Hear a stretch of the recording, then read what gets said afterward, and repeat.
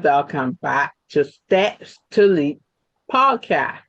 My name is Rochelle Burke, a mother, wife, now a life coach, and your friend. Most importantly, a child of God. And today I have a dynamic woman.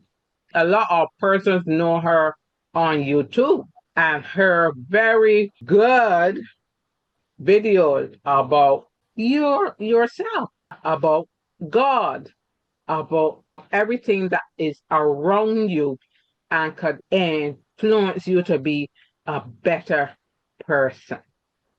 This is my friend. I'm so happy that I get to call her my friend, Mary Mah. You will get to meet Mary and she will introduce herself to you. Hi, Mary. I am so honored that you have joined me on the podcast. Hi, Rochelle. I always call you hi, beautiful. And I call it from the bottom of my heart because you are beautiful in and out. And it is an honor for me to be your friend. And I really love our friendship. I am grateful for the day that we met.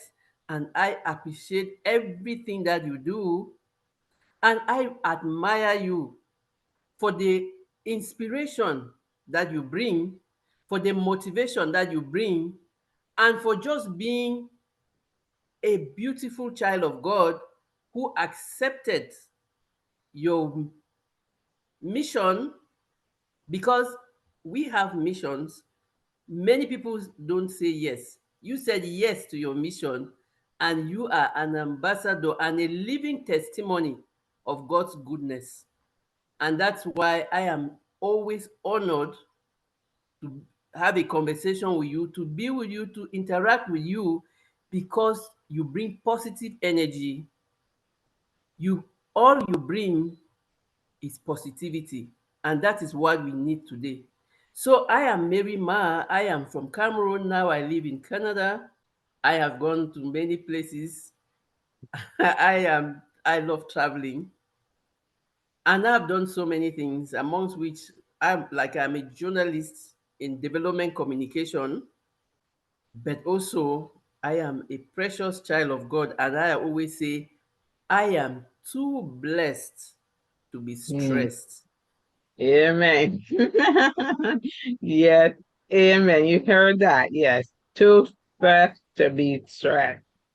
Yeah, correct, correct. And thank you for your nice words of encouragement and what you glean from what I am doing. So thank you very much for that.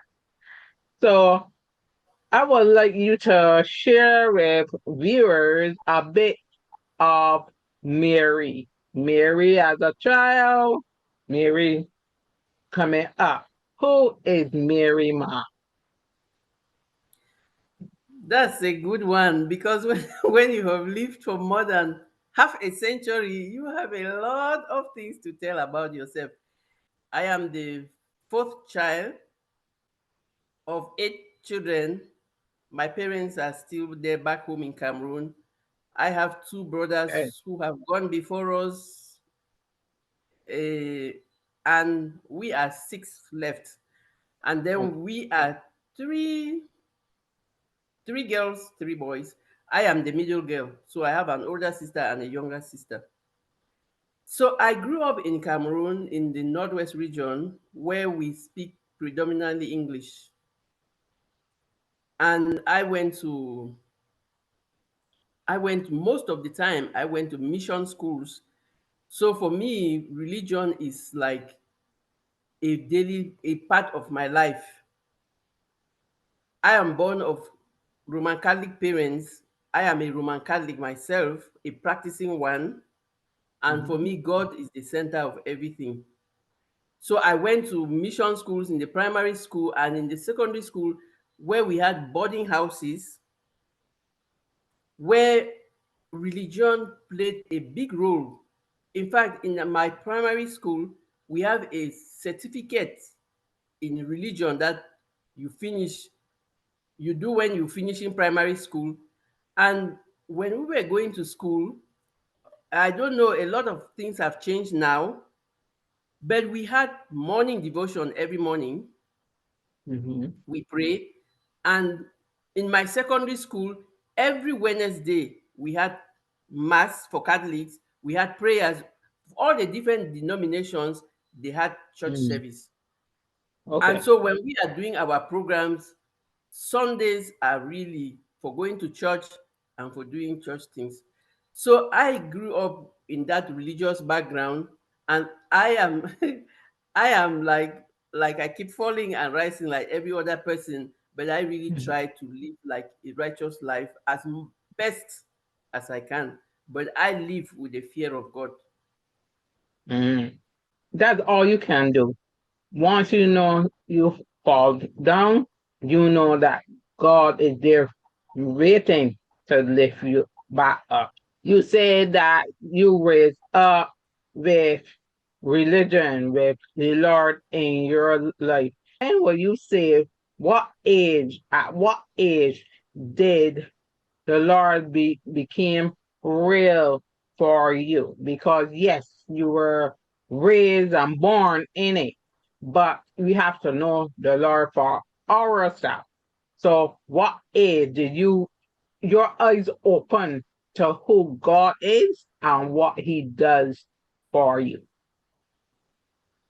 Yes, like born in a religious home where religion is a central part, you grow up going to church and praying, you receive baptism, you have first communion, you have confirmation when you are a Catholic, and all of that.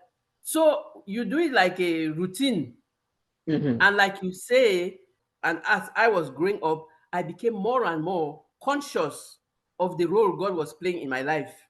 And I think I really got so aware because when you grow in a religious home, you just take it for granted. Like you pray before you eat, you go anything there is prayer. When you pray before you sleep, we pray together. Everything is prayer. So it's Yeah. like a routine. But when I started life on my own, that is when I got to the university. That's when I started living alone, and I started traveling. After my first degree, I traveled to Nigeria. And when you travel to somewhere where you don't know anybody and you are not in your family, you are not in your home, and people are so kind to you, and then you Hmm. meet a lot of blessings, and then you see the way everybody just accepts you and opens their hands to you, and that's when you start really appreciating the beauty and the goodness of God. So I was raised in religion, I practiced it as a routine, but when I started being on my own, I became more conscious and aware that this relationship with God has to take a personal level. And that's Right. when I started like fasting. I would really pray with intentions. And so I would say when I was like in the university, because that's when I left home. Mhm. Yeah. So, so religion set, set aside and relationship with God came in. And that is what we all must strive to have a relationship with Yahweh, not just yeah, I I acknowledge you, God. I will pray later. No, it's yes, God, yeah, how you? Yeah, that's me. You know, I hear again. That is the type of relationship we should have with God. Respectful, but still knowing that God is our friend. Yeah, so that is good that you recognize that it was time to work your fear. I know in growing up, no one is perfect. Everyone have their ups and downs. How did you deal with your disappointments, your trials and your tribulations. And can you share a type of trial or tribulation that you had to go through, and how God showed up for you in it? Thank you so much. That's a very deep question, and I can tell you that I have had so many challenges and tribulations where God showed up for me. And like I said, when I became conscious that my relationship with God has to be particular, I now started praying with intention. And when I wanted to do anything, I would pray about it. But Mm, I can tell you, when I was getting married, I am a two-time divorcee. When I was getting married the first time, I never prayed to God to show me a good husband. I just went with the flow because I got married to my high school boyfriend. So before I really had a one-on-one relationship with God, mm-hmm. I was already in the first marriage.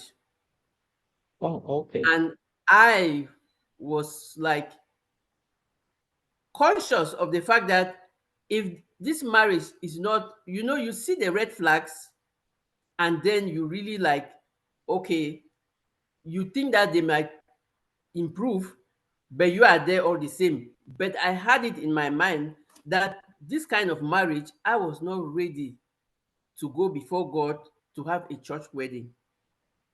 Because, like in a Catholic church, when you go, you get married once in church. So you have to be very sure of what you're doing before you go to church and you commit yourself to God with your partner. That So I so didn't what do. so what did you do? I refused to go to church. I did not have a church wedding because Oh, okay. I already felt that this was not going to work. But I was waiting Mhm. for the day that I will have the courage to leave. And that So happened too. Yeah, okay. so before you got married, it was you had it in mind. Your mind is not going to work. I got married. I knew that I thought it was going to work. But Oh, okay. when you grow up with parents, my parents are like in their 90s and they are still married. And my older brothers and sisters, they are all married and they married in church. So everybody's life is looking like so perfect. And then you think that, okay, you have to follow the family tradition or you have to follow the way of the Lord. Hmm. But something in me said, this is really not going to work. And Okay. I just said, okay, let's do this thing. Along the way, we can go to church. But before I Okay. was even inside, I knew that this was not going to end in church. Even when I got married the second time, I was really already aware of God's guidance. I prayed and I had the guy. Maybe I prayed and I followed my own. I don't know. I ignored the signs from God, and so I followed my impulse. But I knew that it was not going to work, and I also left. So for the Oh, two times I'm divorced, I didn't get married in church because I respect my religion. I will not go to church and get married and then go out the next day and like maybe that was I don't know, but that's let- how it happened. I never had a church wedding because for me, committing in church would be staying in the marriage, come what may. okay. Like the church preaches you are married for better or for worse. Yeah. I was Correct. not Yeah. ready for any worse the way I was seeing it, and so I refused to go to church for a church Oh, wedding. okay. Oh, so your intuition told you don't do it in church, but that's interesting because when you get married, you want it forever, and you're thinking it will be forever. So did you get married because to please people around, or it was really in your heart, yes, I love this person. I want to be with them forever. First, my first marriage, I wanted to love this person and get married and settle down and live forever. But also because the society expected that at a certain age I should be married. And Mm, so I was conforming to what society wanted. But I also thought that this guy was the person. Unfortunately, we had issues mostly because I couldn't have children. And so, and the guy is from a royal family where they don't only want children, but they want a male child who will keep the name. mhm, And I mhm. didn't have, I couldn't have all of this. Like they say, you have to be patient there. But I Yeah. quickly realized that he was not going to be very patient, and that two of us were not going to be able to fight the customs and the traditions. Okay. Yes, Okay. yes. And so I Oh, told him, look, for the sake of your own progress, let me go. The second time I got married, I was more of, after I divorced the first time, I stayed like for 15 years oh. alone. Yeah, then I said, like everybody was say, why are you alone? When are you getting married and stuff? And so that is when I would tell you I did it just to please everybody. Not Mm, because of me, I just did it, okay, still let me conform with these people. Let me just do it so that people will not be asking me questions. But also, I was going in with the conviction that it's going to last. It's a good thing to have somebody to be with. So this guy, up front, he just gave me his son. He said, because I told him I have a problem with having children, because for us in Cameroon, marriage is to have children first. yeah. That is our custom and tradition. And so I told him upfront, look, I don't want for you to start telling me you don't have children and what. He said, no problem. I have a son, you can adopt him. So he was living in the US and the son was in Cameroon with me. Mm-hmm. Yep. So I have an adopted son who is now around 24. Mm-hmm. But when I divorced with his father, I didn't want to, I didn't want him to think that I'm holding on the son to get to him. So I just let them be. I know that he communicates with me. He will look for me when he wants me.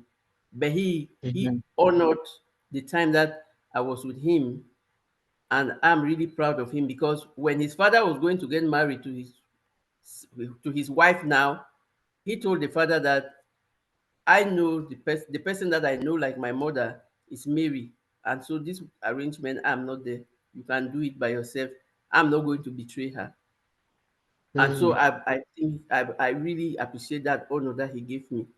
Yeah. So in summary, the first marriage I really married because I wanted to settle and I was in love. That was my high Mm-hmm. school love, and we had gone a long way, but it didn't work because I didn't have children.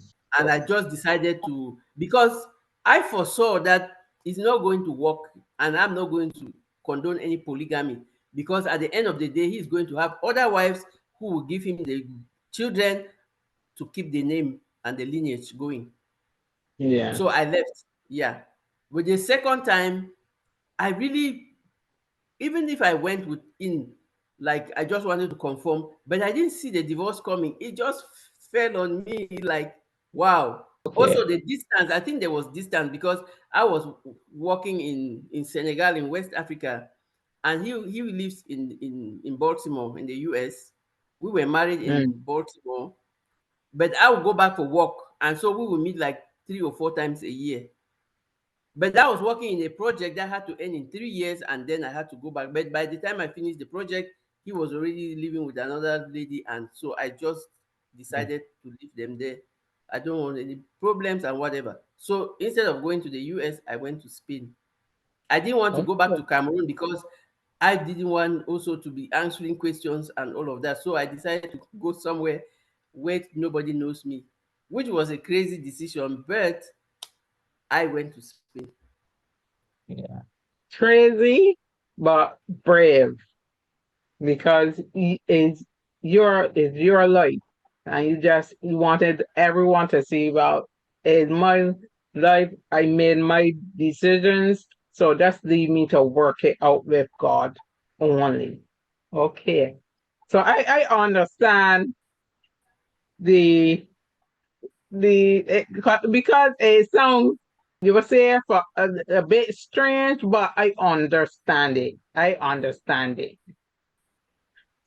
So the days that you really say yes to God, can you remember the day that you said, yes, I am ready? Be my leader, be my savior, and just direct me in your path. Do you remember, or remember the feeling you felt that day? I would tell you that I can't put a particular date, but I know the time. Like I said, is when I was out of the country. I was in Nigeria. Nigeria is a very big country, and they really take religion seriously too, because with the population and everything that is happening, you have to have some anchor. You have to have an Mhm, anchor to hold your hand and to know where you belong, because either mhm, you are belonging to God or you belong to the world. So it's mhm, mostly when I was in Nigeria that I knew that was in 1990. That is when I knew that I have to have a particular one-on-one relationship with God. And that is when mhm, I would seek his face in everything I'm doing. That is when I would intentionally fast, pray for something, or really thank him for something. Or before I undertake a journey, I would fast about it. I would pray about it. Before I undertake any project, I will pray about it. And I spent my life traveling and working in so many different countries, but prayer was my my foundation and my bedrock. I remember when I was working in Senegal, there's one white lady, she was from Denmark. She would introduce me to people like, meet Mary. She always spends all her time in church. And I would like, well, I don't mind if you introduce me like that. I am a precious child of God. I don't deny my relationship with God. And I yeah. am proud to be called God's child and to serve God. Amen. Amen. And that is what we want more persons to say. They are not afraid, they are not ashamed, because you got to remember the Lord said, if you be ashamed of me, God will be ashamed of you, and he will not stand for you. So yes, Absolutely. very good, Mary, for telling that lady that. And you should be proud. That is I something am you should be proud of. I am very proud of myself. Even when I was in Spain, Spain is a predominantly Catholic country, but a lot of people, like, they don't go to church and they don't believe and stuff. But where I was working, everybody was like, they would call me Holy Mary, and I would just like, I don't mind. And they know that Mhm, when it's for me, when even whatever activities we are doing, my church time is not tampered with. I'll come and I mhm, will do my own work, but you don't tamper with my church time. And I used to, like, in Europe, it's so easy to go to those pilgrimages. You go to Lourdes. Like I say, I'm a Catholic, so I will go to Lourdes. I'll go to Fatima in Portugal. Lourdes is in France, and really take time, because that is my way of taking time to be with God and giving God His own time. So, and to tell you that this thought, even when I was in Africa, I had the idea of, like, what can I do to thank my parents for everything that they did for me. So mhm, me and my sister, who is my younger sister, who is here now, we arranged and we sponsored my parents for a trip to the Vatican. We took them on pilgrimage. I took them. My sister did not have time. I had time, so I took them to Rome, to the Vatican. For a Catholic to go to Rome is like Okay. the Muslims, they go to Saudi Arabia. Yeah. Hmm. So I took my parents to the Vatican, so they can walk on those places where in the where the apostles walked, where Jesus was. I we went. There was my parish priest who was studying in Rome at that time, so he facilitated the trip for us, and he took us to all those different places. And for me, that's the best gift that I could give to my parents, to say thank you, mom and dad, for everything that you have done for us. And we were there for 2 weeks, and I'm telling you, the pictures that we took and everything, I can tell you that that is what is keeping my parents alive till today. I told you that my parents were in their 90s, but they are so strong, and I thank God for their lives. I thank God for the grace.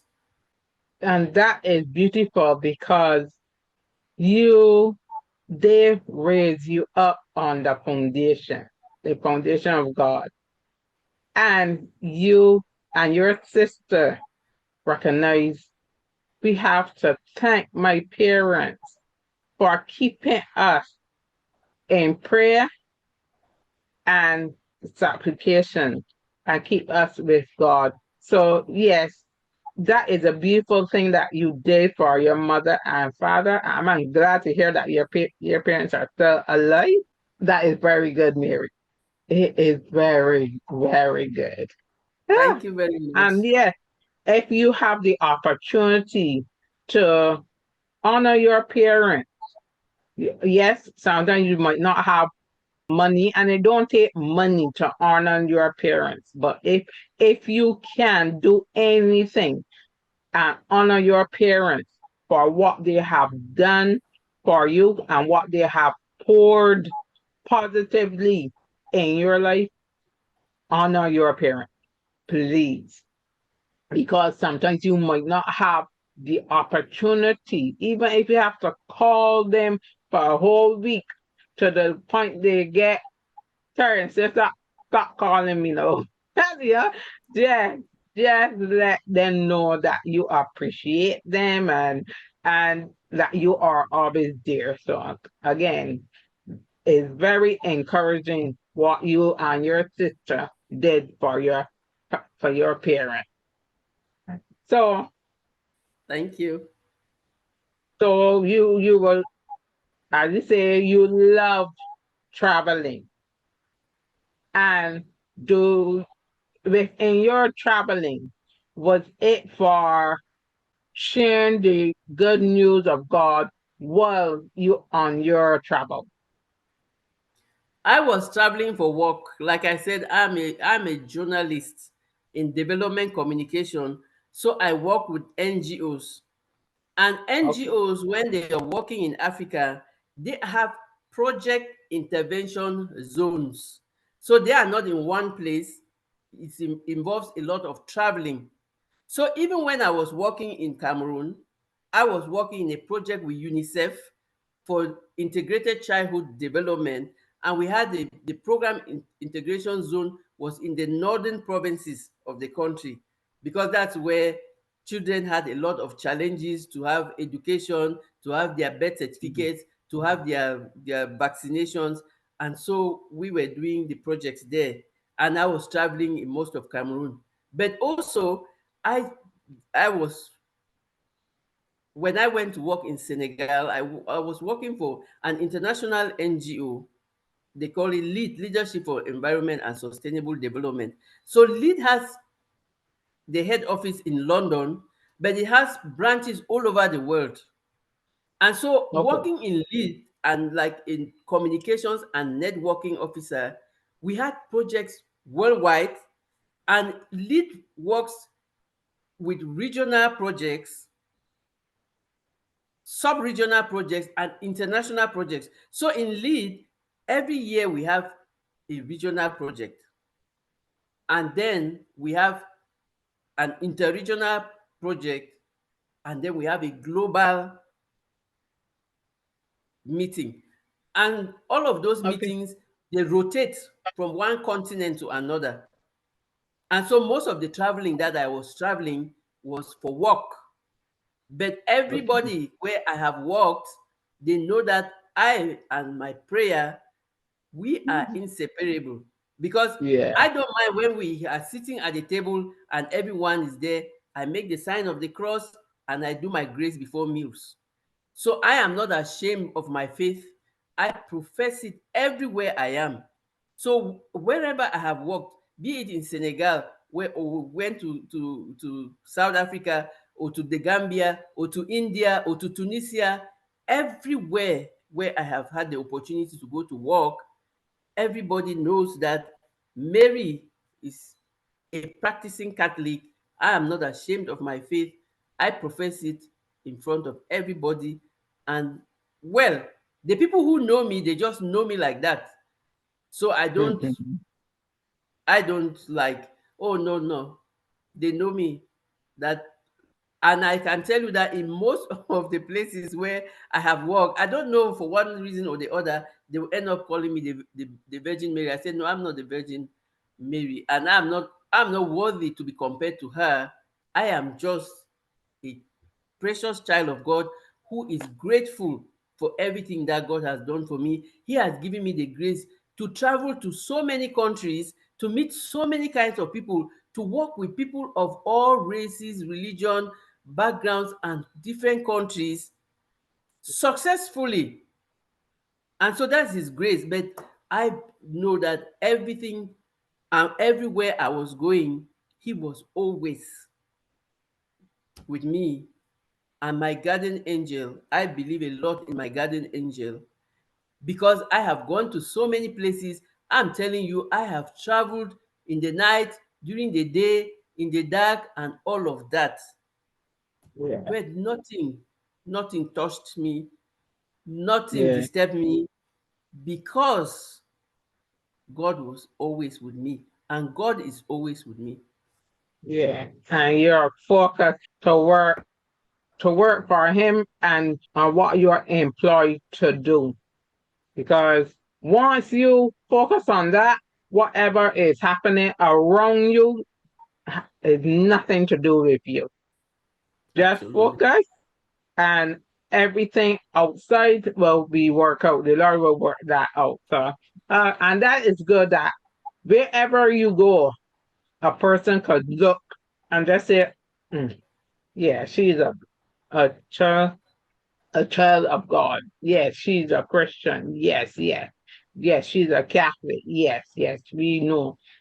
Because as well, this is what I always say,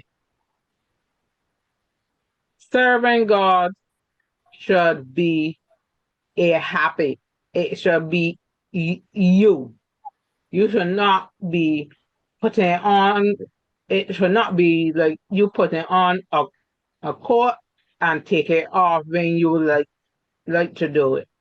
No, this should be in your blood, in your skin, and the only way you live, and the only way you breathe, and the only way you uh, um function, because serving the Lord is all you believe you are supposed to do. So if you believe in that, I think people, if people could get to that point, I think that I think that a lot of more persons will be willing to find out what really is being a child of God. What do it mean? What is the benefit? So that's the next question I'm going to ask you. What to you are some of the benefits you have received serving God? I will start immediately with my smile. I am Yeah, like they always say, you always so happy. And yeah, everybody I have met, even wherever I have walked, they'll say, she's always smiling. She's always happy. And when you are a happy person, mhm, it doesn't mean that you don't have challenges. I mhm, am happy because when I have my challenges, I know who I can take them to. Because when I Yeah. have tried and I can't, I say, God, now I have reached my limit. Take control. So I don't worry about a lot of things because I know that I can carry them to God in prayer. So one Amen. of the biggest benefits that I have as a precious child of God, my smile, my happiness. I am a positive person and I try to bring positivity wherever I am. I'm not a perfect person, but I do my best to make people like to treat people the way I would like to be treated and to give them the respect that they deserve. But don't mess with me. Don't just take me for granted. I Yes. also know how to stand up for me when people take me for granted. So I am really like a happy person, always smiling, always looking at the positive side of things, and always knowing that the best is yet to come. I always believe that there will always be better days ahead. And that is what keeps me going. I have gone through a lot of challenges, but I keep going because I know who I serve. I know where my anchor is. And I know that God is my Father. He will never forsake me. He will never, never not answer when I call. And I always call because I learned, He said, ask and you will be given. Knock and the door will open. Seek and you shall find. So I know when to knock and when to seek and when. So most of the time, people say, "Oh no, she doesn't have any problems. She's always smiling and stuff." I have a lot of challenges, but it is how I carry myself in the grace of God because He has done everything else. I just need to carry myself in His presence and in His grace, and I need to live a life that people would I don't need to talk about God. They need to see God's Yeah. goodness in me, and they Yeah. need to see the way I am reflecting the goodness of God and the kind of life that a Christian should live. So for me, Yeah. being a Christian has been very, very positive. It's everything for me. I'm a Catholic, but I attend crusades. I have friends who invite me for their different denominations because we all pray to the same God. It's just the difference is in the manner of praying. The Catholics Yeah. will do the sign of the cross. The other people, other denominations, they don't do the sign of the cross. So all of us, we have this supreme being, and we have different ways of worshiping him. The essential thing is to worship whoever your supreme being is. And like I love music. So when I want to have a good time, I go to the Pentecostal churches and I can dance like I like. And I really like, I know that I'm going now to soak myself in the presence of God, in the presence of people who are just looking to be positive so that we can have positivity in the world. Amen. Yes, that is true. Person should see God before you opening your mouth, and you shall always be be refreshed in God every day. Is a refresher every day.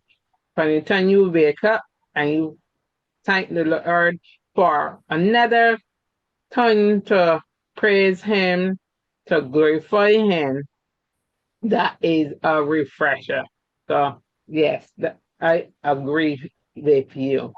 Like somebody said that we we should learn to make our relationship with God like the relationship that we have with our phone. And in the sense that Yeah, we don't go anywhere without our phone, but we never carry the Bible with us. We never even remember to pray and stuff.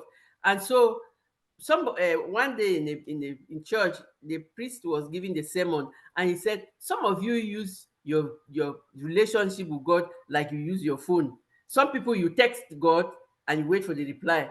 Sometimes you call him and then you wait for him to answer.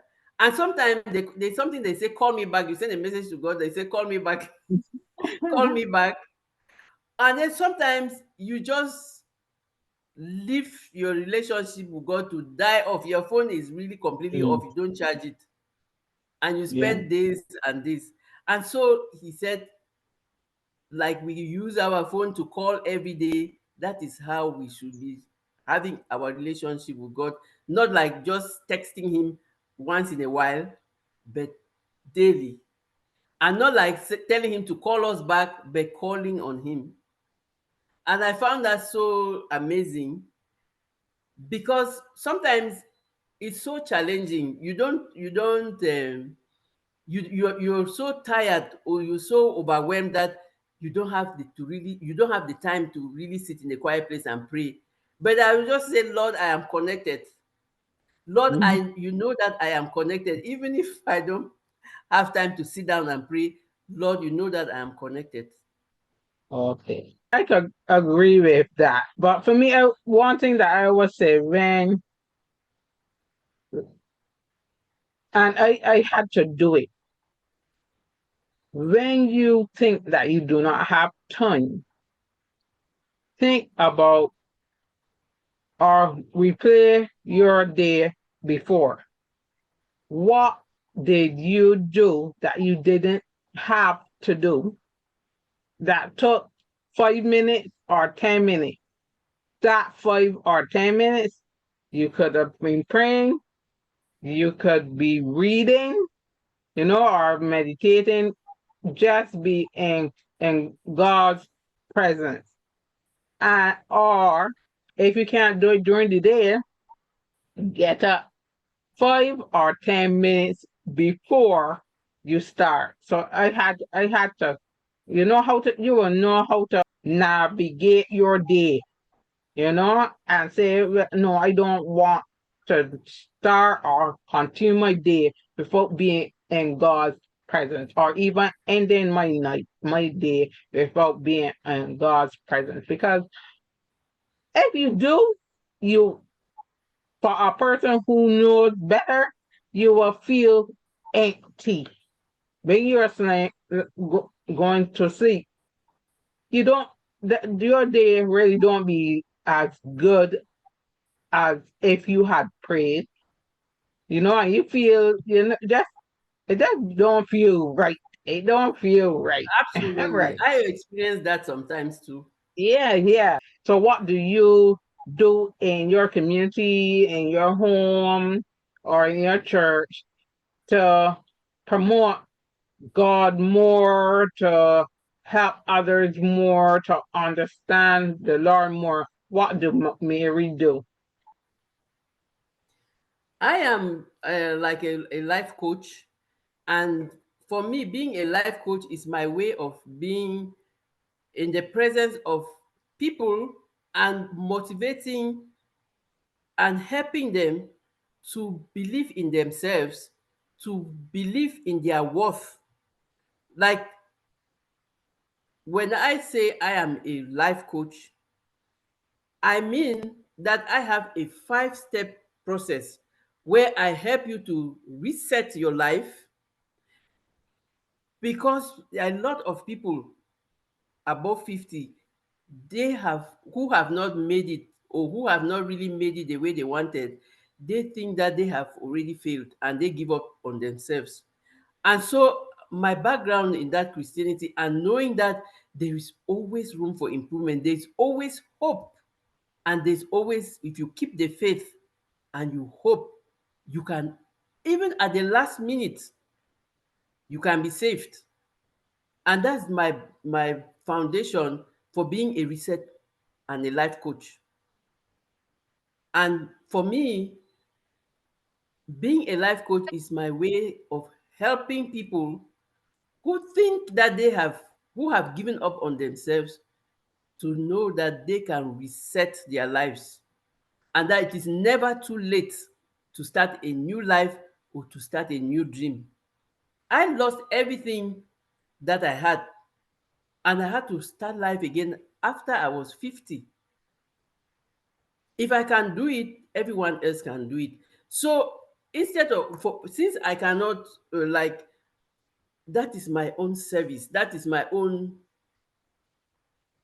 way of serving humanity, because there's somebody out there who just wants to listen to something positive, or who wants you to listen to them, or who wants to hear that there is hope and that they can do it. They can rebuild their self confidence. They can be something. Every one of us. I always insist when I'm doing my live streams. I'm a content creator on YouTube and Instagram. When I'm doing my live streams, I always remind people everybody has Michael Jordan level talent at something. There is nobody that does not have talent at something that can help them to be exceptional. Even in cooking, even in cleaning, even in just taking care of your children. There are some parents who really sacrifice and take the time to take care of their children. So, in everything, I try to tell people you are good at something. Find that something that you are good at. It doesn't necessarily just mean that you have to go to school. No, whatever you're doing or wherever you are, you have a talent. God has given every one of us a talent that we can use to help people in our community. My talent is I can motivate people. I talk a lot. It's a professional, like a professional, a journalist. Journalists, we talk. Yeah. But even across the time, my life, I know that a lot of people would naturally come to me to ask for advice when they are challenged, when they are overwhelmed, when they are going through things. And so I realized that, okay, the things that I say is helpful for people. People think that I can help them to regain their life, or to gain the confidence to even start something new and to celebrate whatever they are doing. Let me tell you a little short story. There's the bishop in my village, in my diocese.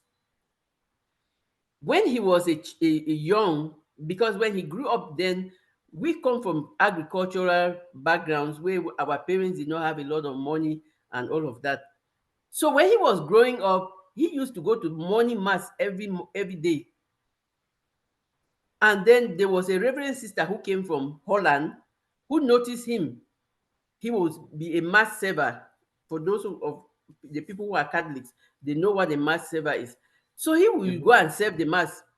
And when he finished primary school, his parents did not have money to send him to secondary school.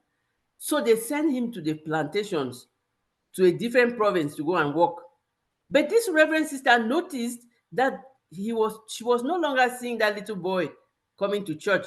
So she asked around, and they told her he has gone to the south, to the plantations, because the parents cannot sponsor him in secondary school. Mhm. And she said, no, I have a lot of people back home in Holland who want to adopt children and sponsor them. So I have Mhm. somebody who is looking for a child to sponsor, and I want this little boy to go to school, to continue his schooling. I don't want him to end in the plantations.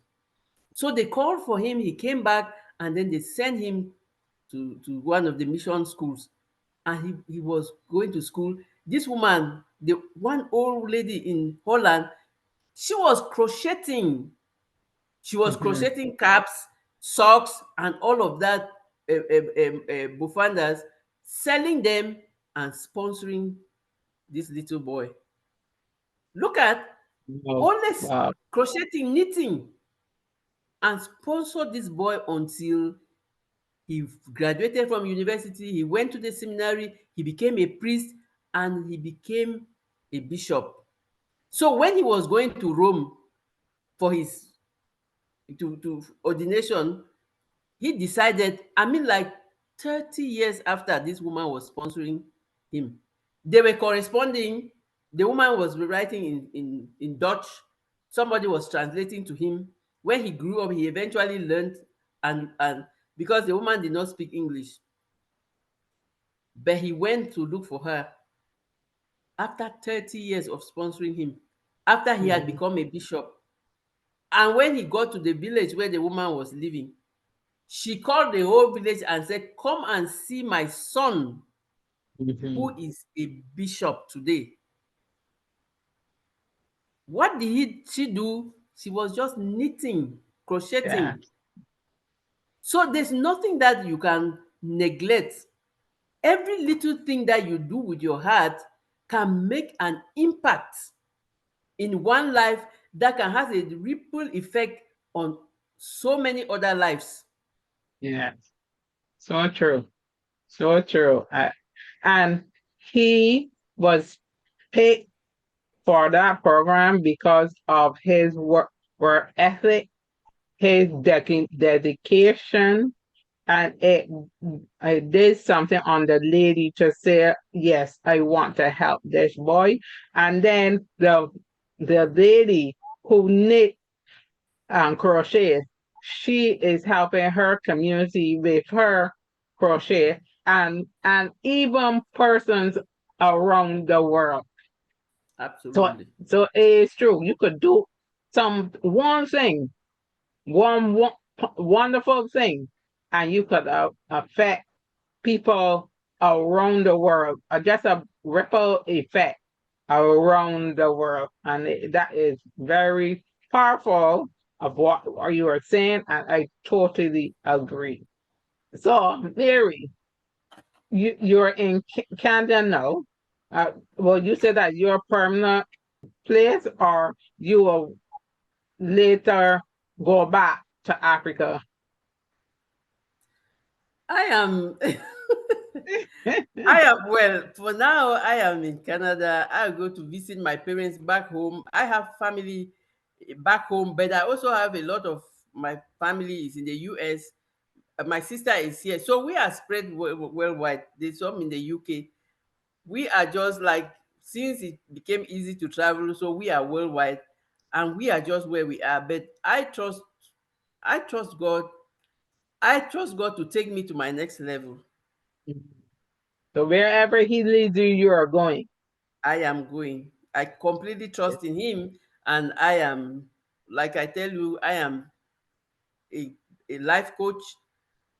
I want to also go into public speaking and publishing. I really want to share a lot of my experiences in a book form, not only in the coaching. I think the book will Mhm. reach a lot of people, and so I, I am working on that. Oh, very good, very good. Yeah, and the more you pray, the more you're right, and the Lord will set it up the way He wants it, and it will touch the persons He wanted to touch. So I know it will happen because you are Amen. a dedicated and determined person. So I know it will happen. Can you tell us what legacy you would like to leave for your family, your friends, and the world? That's a very good one. And to even before I say, you also have a positive influence with your service and a living testimony that you can do what God chooses you to do. Because what God does is He equips those who He chooses. He doesn't choose those who are already equipped. He chooses you and He equips you. And my Amen. legacy, I like I said, I don't have children. I don't even have money, but the legacy I want to leave is the number of people who will remember my name when they tell their stories of success, when they tell their own stories. And that's why I am into empowering people to reset their lives, to find out one thing that they are good at and do it. And so I am raising awareness, I am encouraging people, I am giving them the ideas on how to get the tools to equip themselves to do the things that they do best. And it doesn't matter what you do. It's not only for people who have gone to formal education. No, everybody. Even if you are a farmer, you are a farmer who knows when to mulch the soil, when to grow the crops, when to weed them. Because if you don't weed them, if you don't follow that process, you will not have a good harvest. And so even in farming, there is a technique there and there's a gift. So every gift that God has given you, don't hesitate to use it. We are all born to serve. It is important to say yes to your service and to continue serving. I am raising awareness and coaching people, sharing my life experiences to tell them you are not a failure because you failed at something. Maybe that was not the thing, that was not your calling. So Yeah. find your calling and do you. And so the legacy I want to leave, how many people? I want as many people as possible to find their calling because they listened to me or because they used my strategy to find self-awareness. And like I have it on my YouTube page, I have a little booklet there called your SWOT analysis. There are little questions and guide that will help you to identify your strengths. SWOT, like SWOT. The S is for the strengths, the W is for your weaknesses, the O is for the opportunities around, and the T is for the threats. So this little analysis will help you identify your potential, identify your gift, and do you, and do Mhm. the thing that you are good at. Because no matter, we are more than 8 billion people. Any little thing that you do is going to impact, even if it's just one person. That person will become better for their family, for their community, for their country. One little act of kindness always has a ripple effect. Yeah. So don't, let's not neglect and think that, oh, who am I? What do I have? I don't have the education necessary. We are all called to serve. And we are not called to serve in the same way. We are gifted in our different ways. You remember I came Amen. to you to design my shirts for my store. I don't do designing. Look at the way you did it in such a short time. Give me that job, I will stay there for years. I will not do it. But that is why you do your SWOT analysis, because you analyze the things that you can do, and those that you cannot do, find the people who do it, Mhm. and they will help you to do it. Yeah. Yeah. Oh, did you so in what she said? You can do anything. Firstly, with God, and secondly, to believe in yourself. I know that everyone, and I agree and totally believe that too. Everyone have a talent, a gift that the Lord gave us. But the Lord said it, so don't ever doubt it. The Lord have given us different talents and gifts. It's just to find it and just run with it. And you are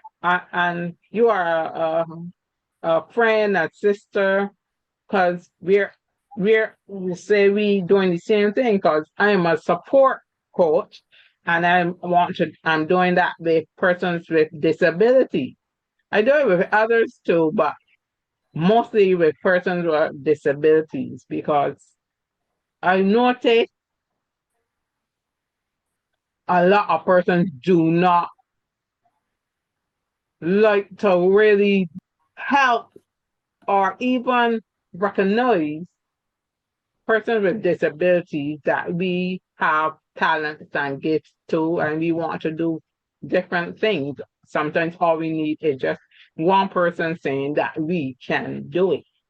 So I feel good to know that I know another sister who believe in persons and the things that they can do and will push them in the way that they should go and find out their talents and share it around the world. So I thank you And very much.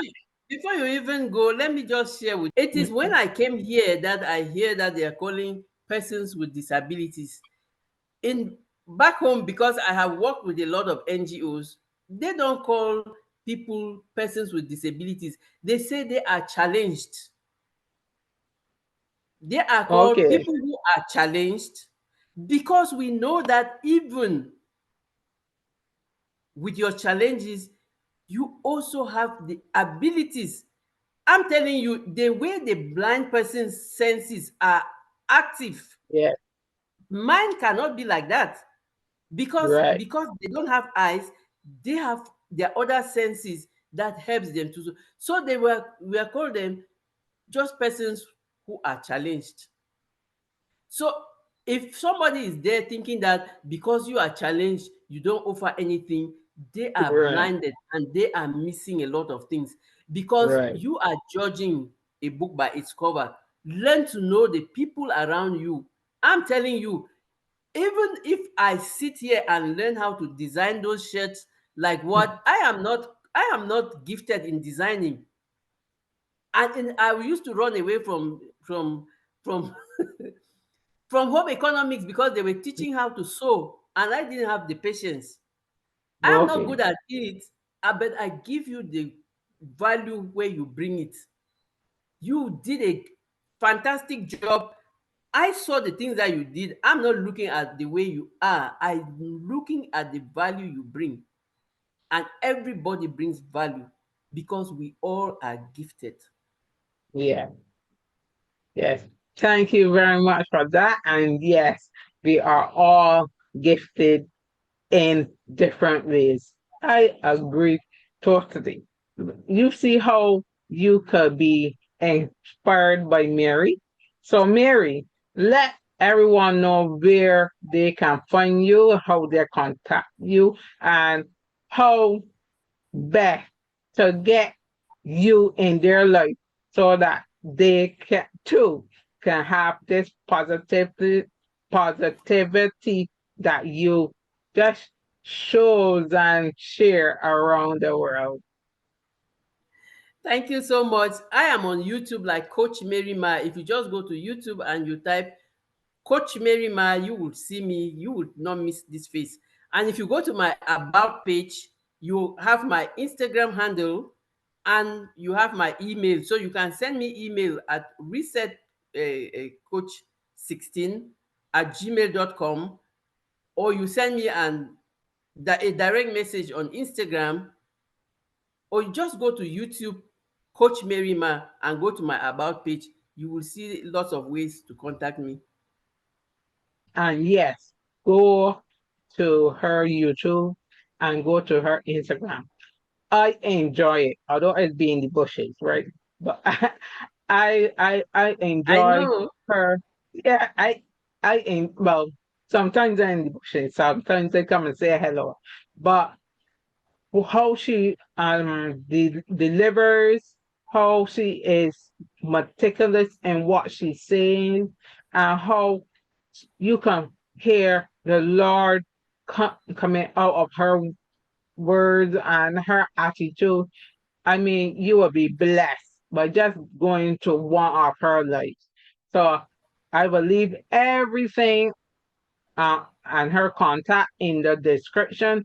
And please, please subscribe to her on YouTube and add her on Instagram and just be blessed by this lady, Mary Ma.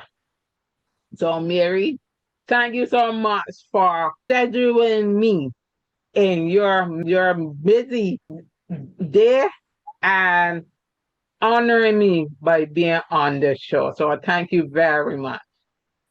Thank you. I should be the one to thank you. And like we say, you can never be too busy for the Lord. And I know that you had the light Amen. of God in you. Any opportunity to spread the word, there will always be time. Thank you so much for all you do. And it is an honor for me to call you my friend, my sister in the journey. And I love you so much. Thank you for being an inspiration to many. Oh, thank you. I love you too, for she is so encouraging. I thank you to your viewer for watching this episode today. I hope that you were blessed. It had you thinking something move in your heart that you want to be a like for God, you want to help, you just want to put one pebble in that water and be a positive ripple around the world. And you can do it. Just hold on to God. So until next time, be bold, be brave, and just know you can take your steps to lead. Bye bye.